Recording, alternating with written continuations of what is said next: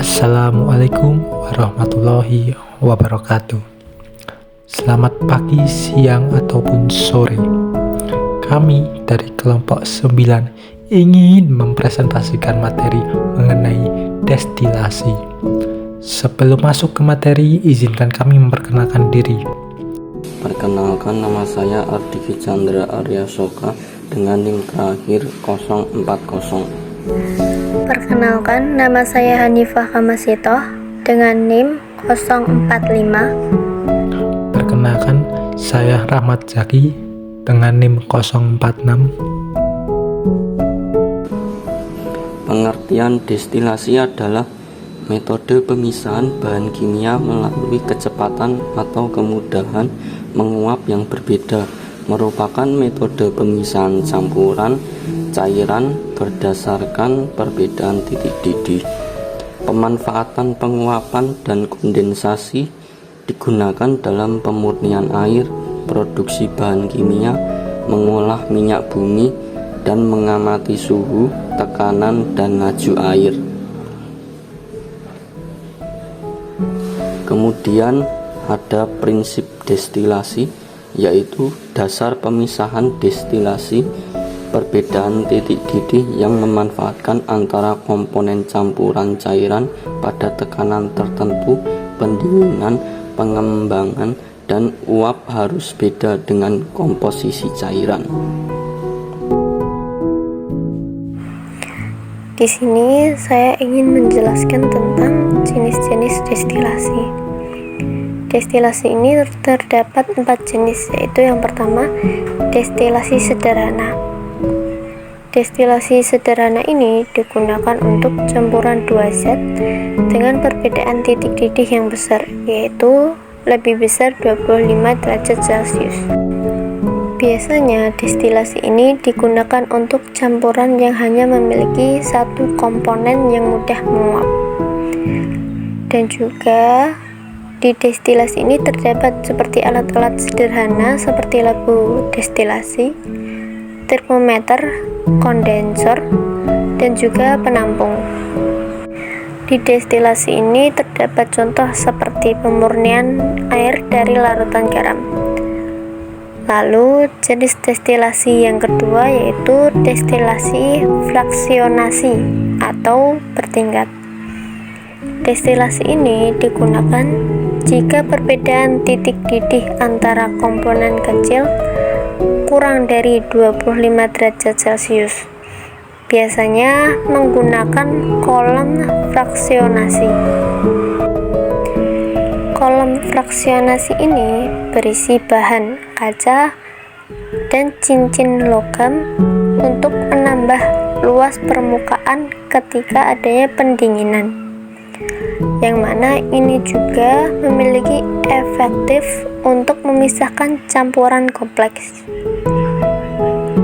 Contohnya di destilasi ini seperti pemisahan komponen minyak bumi di kilang minyak. Lalu selanjutnya ada destilasi uap atau steam distillation. Biasanya destilasi ini digunakan untuk senyawa yang mudah menguap namun mudah terurai pada suhu tinggi. Destilasi ini cocok untuk senyawa organik atau seperti minyak atsiri yang terurai di suhu tinggi. Dan juga ketika di proses destilasi uap ini, uap yang membawa komponen volatil dan keduanya dikondensasi bersama. Contohnya seperti minyak atsiri dari daun serai, ataupun biasanya juga ini terdapat di industri parfum dan kosmetik. Lalu jenis yang keempat yaitu destilasi vakum. Destilasi vakum ini dilakukan di bawah tekanan rendah untuk menurunkan titik didih. Cocok untuk senyawa yang mudah rusak oleh panas. Destilasi ini digunakan untuk senyawa yang mudah terurai pada suhu tinggi Dan juga di destilasi vakum ini membutuhkan alat, yaitu pompa vakum. Di destilasi ini memiliki salah satu contohnya yaitu pemurnian gliserin atau vitamin yang mudah rusak oleh panas. Selanjutnya yaitu sekarang tahap destilasi. Yang pertama ada di tahap pemanasan. Campuran yang ingin dipisahkan dimasukkan ke dalam lampu destilasi dan dipanaskan. Pemanasan ini menyebabkan komponen dengan titik didih lebih rendah atau volatil menguap terlebih dahulu. Di tahap pemanasan ini, panaskan campuran biasanya menggunakan pemanas listrik atau penangas air jika cairan mudah terbakar. Lalu selanjutnya ada tahap penguapan. Uap yang dihasilkan dari pemanasan kemudian diarahkan ke kondensor. Di proses penguapan ini, jika menggunakan destilasi fraksionasi, uap akan naik melalui kolom fraksionasi terlebih dahulu. Kolom ini berisi bahan seperti kaca kecil atau cincin logam yang membantu menyaring uap sehingga pemisahan lebih efisien. Lalu selanjutnya ada tahap kondensasi. Di tahap kondensasi, uap yang mencapai kondensor didinginkan dengan air atau udara dingin, sehingga pendinginan ini menyebabkan uap berubah kembali menjadi zat cair. Lalu selanjutnya ada di tahap penampungan. Setelah di proses kondensasi ini, zat cair hasil kondensasi atau destilat kemudian ditampung dalam lampu penampung.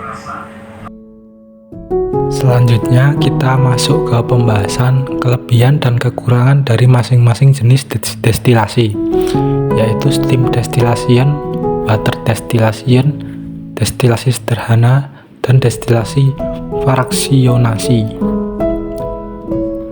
Yang pertama ada steam distillation. Metode ini efektif untuk mengekstrak senyawa volatil dari bahan tumbuhan. Selain itu, ia menurunkan suhu penguapan sehingga cocok untuk bahan sensitif panas. Namun kekurangannya adalah memerlukan suplai uap terus-menerus dan tidak cocok untuk bahan yang mudah menguap dengan uap. Lalu selanjutnya ada water distillation. Water distillation ini cocok untuk bahan sensitif panas karena tidak langsung kontak dengan api, dan metode ini relatif aman serta sederhana. Nah, untuk kelemahannya sendiri, dia ini tidak cocok untuk bahan yang tidak larut dalam air, serta efisiensinya rendah dan hasilnya cenderung encer. Lalu berikutnya ada destilasi sederhana. Kelebihannya adalah mudah dilakukan, murah, dan cocok untuk campuran dengan perbedaan titik didih yang besar. Tapi kekurangannya itu tidak efektif untuk campuran kompleks dan kurang efisiensi dalam pemisahan yang membutuhkan ketelitian tinggi. Lalu selanjutnya ada destilasi fraksionasi. Metode ini dapat memisahkan campuran dengan titik didih yang berdekatan dan digunakan dalam skala industri seperti pemurnian minyak bumi. Sayangnya, alatnya lebih kompleks dan prosesnya lama serta membutuhkan kontrol suhu yang presisi.